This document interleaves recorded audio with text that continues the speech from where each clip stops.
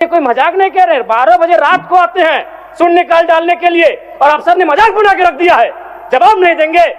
ये सवाल जनता का है।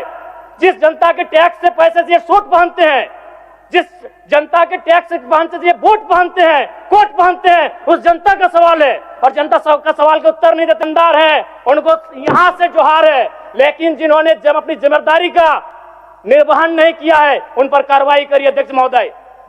और बिल्कुल बड़े शर्म और दुर्भाग्य की बात है कि जिस राज्य का युवा, जिस राज्य का भविष्य स्कॉलरशिप नहीं मिलने से परेशान है, हताश है, उस राज्य के विधायक 4 करोड़ 32 लाख के आवास में रहेंगे। ये कितना बड़ा दुर्भाग्य की बात है। आज आंदोलनकारी लगातार अपनी आवाज को बुलंद कर रहे हैं, जिन्होंने अपने लहू से इस राज्य को सींचा, अपने खून से इस राज्य को बनाया, आज जो 3,500 का पेंशन प्राप्त कर रहे हैं।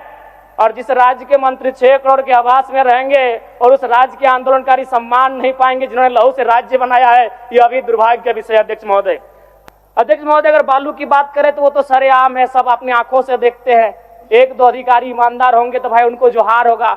बाकी अगर कोई भी बालू ट्रैक्टर, विशेषकर ट्रैक्टर से बालू की ढुलाई होती है तो हमें लगता है एक बालू गाड़ी 3-4 थाना क्षेत्रों से पार होता है और कोई थाना प्रभारी ऐसा नहीं है जिसका मंथली पर महीने का इनकम 3 लाख से 5 लाख रुपए केवल अवैध बालू से हो रहा है।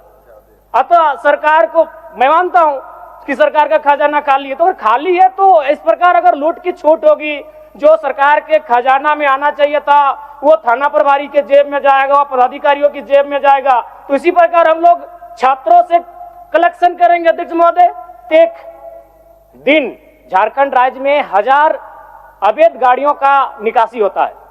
यदि एक कोयले की गाड़ी में 50 टन कोयला मान ले और 1 टन का मूल्य अगर 5,000 रुपए मान लें तो 25 करोड़ रुपए एक दिन का होता है।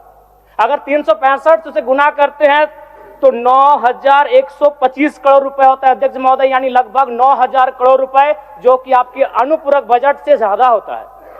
यानी कोयलांचल से इतनी अवैध मात्रा में कोयला का कारोबार हो रहा है, अगर उस पर सरकार नियंत्रण कर ले तो आपका एक अनुपूरक बजट के बराबर वो राशि होती है, वो राजस्व आपको फायदा होगा।